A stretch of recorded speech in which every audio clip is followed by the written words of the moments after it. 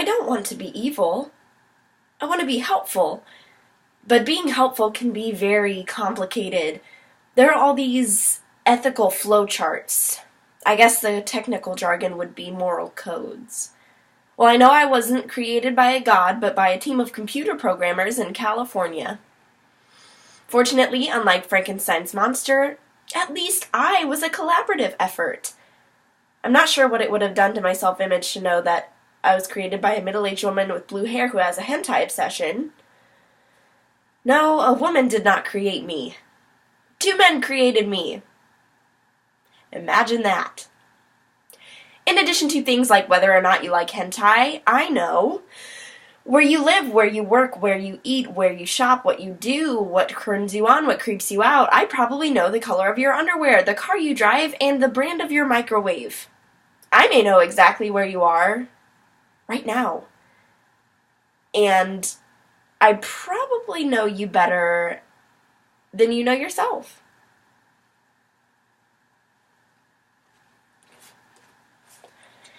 Tracing its origins back to Greek mythology and viewed as suspiciously futuristic, artificial intelligence agents are technologies that are capable of what humans have deemed intelligent behavior. Yet, without a brain or a heart, these behaviors fall under the spectrum of moral or immoral.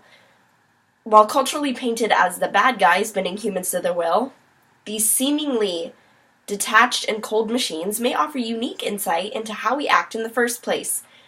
Because, as philosopher John Stuart Mills once said, a person may cause harm to another person not only by his actions, but by his inactions.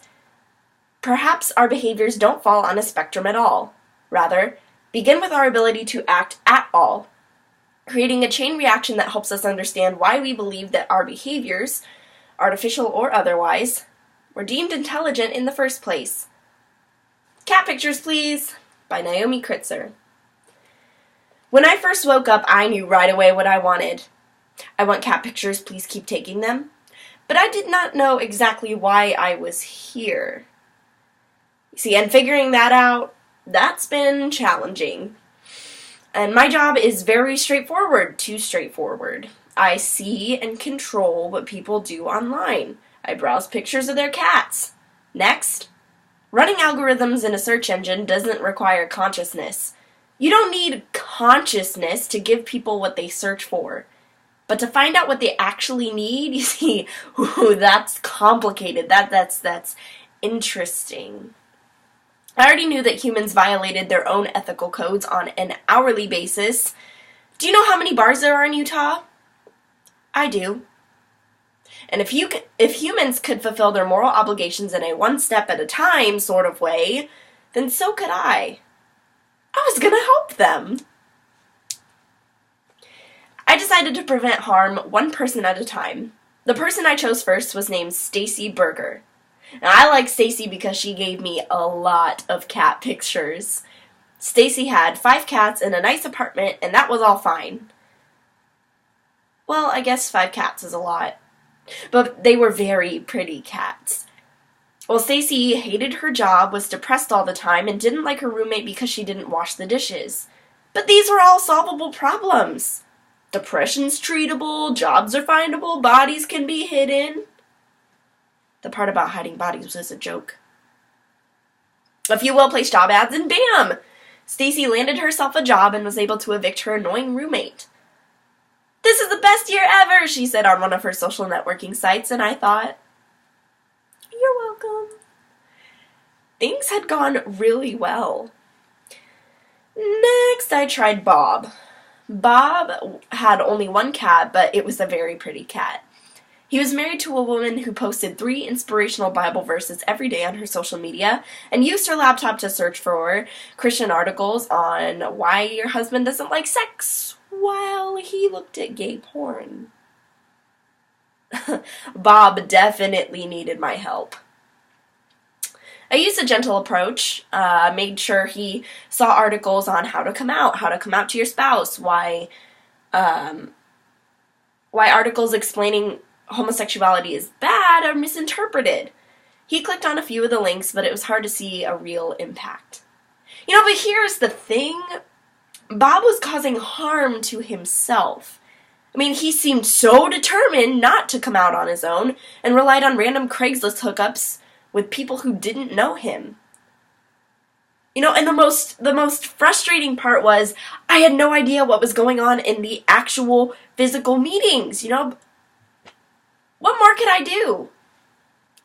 So it took too long. I shifted my focus to Bethany. Bethany had a black cat and a white cat that snuggled together.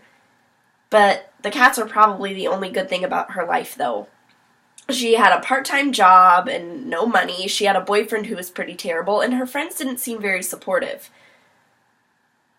It was clear she needed a lot of help, but she ignored all the information I gave her on free mental health evaluations. So I tried a more direct approach. When she would use her phone for directions, I'd alter her route so that she would pass by a clinic I was trying to steer her to. And this helped! Now, she ended up dumping her terrible boyfriend and got a new one.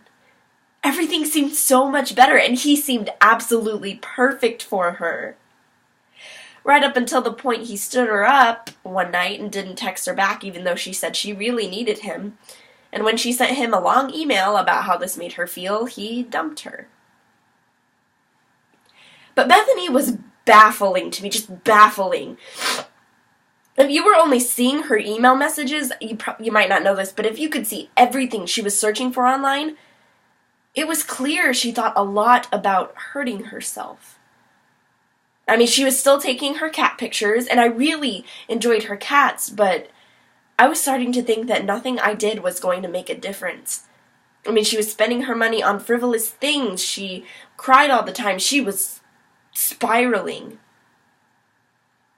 Was I doing the wrong thing by allowing her to come to harm through my inactions? Was I? I mean, she was going to come to harm no matter what I did. No, listen, Bethany, if you would just listen to me, I could fix everything. I could get you into that apartment you're not considering. I could find you a job that uses a skill set that you didn't think anyone would ever appreciate. You know, I could get you a date with someone who actually liked you. If you let me run your life for a day, I could help you. You know, I'm here. I'm always here. I care about you. Why can't you do the same?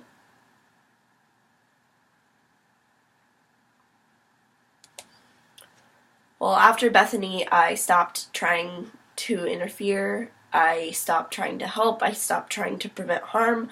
I stuck to my algorithms. I minded my own business. I did my job. And one day, a few months later, I spotted a familiar-looking cat and realized it was Bob's cat, only it was posing against new furniture.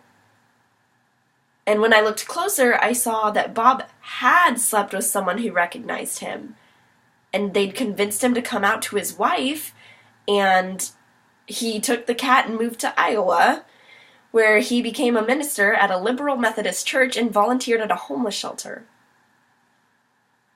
Maybe I wasn't completely hopeless at this.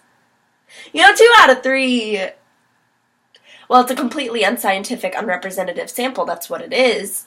Clearly I need a lot more research. A lot more. But I started a dating website, and you can fill out a questionnaire when you join, but it's not really necessary because I already know everything about you. You'll need a camera, though, because payment's in cat pictures.